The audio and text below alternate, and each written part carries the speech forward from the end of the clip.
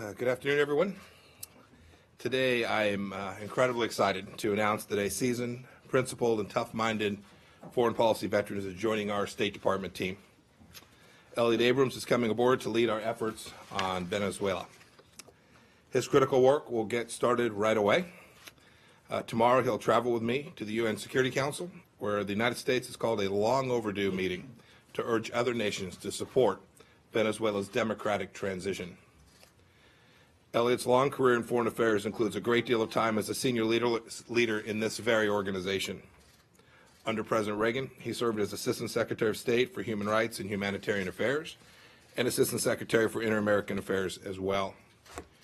Under President George W. Bush, he served on the National Security Council as the Senior Director for Democracy, Human Rights, and International Affairs, Senior Director for North African and Near East Affairs, and Deputy National Security Advisor for Global Democracy Strategy.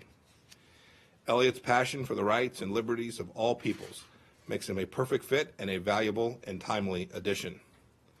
This week, the Venezuelan people have rejected former President Maduro's illegitimate rule. Consistent with Venezuela's constitution and with the support of the Venezuelan people and the National Assembly, Juan Guaido has declared himself the interim president of Venezuela.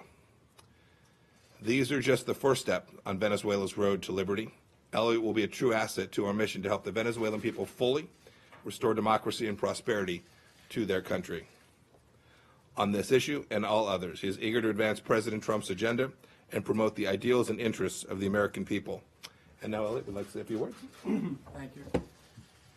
Very briefly, I left this building 30 years ago this week, last time I worked here, so it's very nice to be back.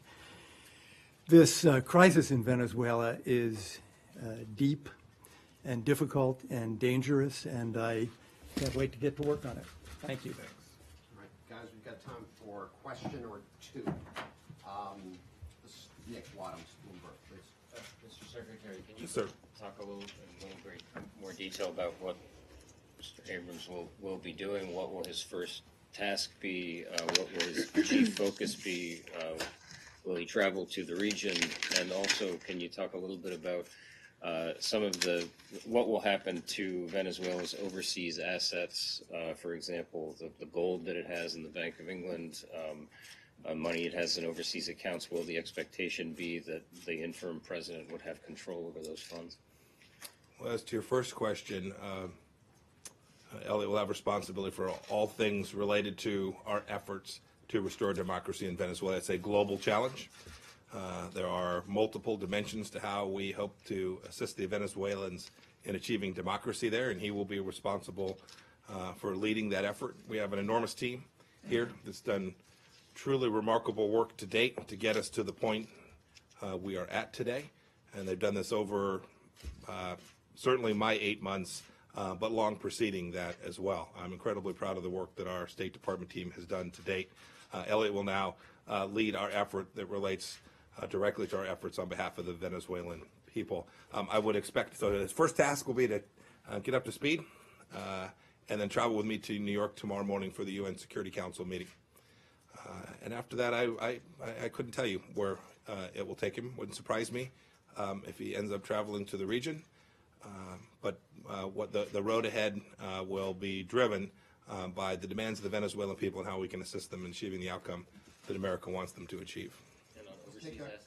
And overseas assets, we'll have announcements from other places later today talking about how it is that we anticipate the interim President Juan Guaido will have the resources he needs to lead the government of Venezuela forward. Let's take a question from South America, so NTN. NTN 24, Gustavo Legrand. Among the countries that has not recognized Juan Guaido as president are Mexico and Uruguay, and both countries has offered their diplomacies in order to help in the crisis. Is the U.S. Thinking to work with them, or is the U.S. Asking them to recognize Guaido? What's the position of the State Department with these two countries? Well, we think every country ought to recognize the constitutional leader of Venezuela, and that's who the United States has concluded Juan Guaido is, the interim president of Venezuela. We think every country ought to recognize the Venezuelan Constitution, the demands of the Venezuelan people. So whether it is Mexico or Uruguay or any other country, we hope to work with them to achieve this end, that we can ultimately have a free and fair election in Venezuela where the voices of the Venezuelan people who, under the Maduro regime, have been starved. Enormous medical and humanitarian situation. In Colombia, more than 1 million refugees have fled the horrors of the Maduro regime. We'll work with all nations to try and achieve that outcome. We think every country ought to take steps towards achieving that and not side with this cruel dictator in Venezuela who has caused so much devastation for the people of Venezuela. Wrap it up, sir. I'll take one more. Let's go to Washington Post, Carol Morello. Mr. Secretary, I think a lot of people are concerned about the diplomats who are down there. Would you tell us what you're prepared to do if tomorrow, when the 72-hour deadline passes, the Venezuelans cut off electricity and water, maybe even surround the building, or even try to go in to bring out the diplomats by force? Could you be specific about what you are prepared to do in the event of any of these scenarios, and how can you assure people that they are protected? I appreciate that question. There's been no activity that's taken more of our time over the past days than ensuring the protection of all those folks that are under our chief of mission authority there in Venezuela. We're working diligently to make sure that they are protected. There's no higher priority for the Secretary of State, and you should know no higher priority for the President of the United States. We've discussed this at some length. With respect to the way we will deliver that, we've made clear to everyone that it is our expectation that that the U.S. officials that are there, that have now been invited to be there by Interim President Juan Guaido, have a right. They have the privileges and immunities that accrue to having been invited to be there by the duly credentialed leader of Venezuela, and we have every expectation that those rights will continue to be protected.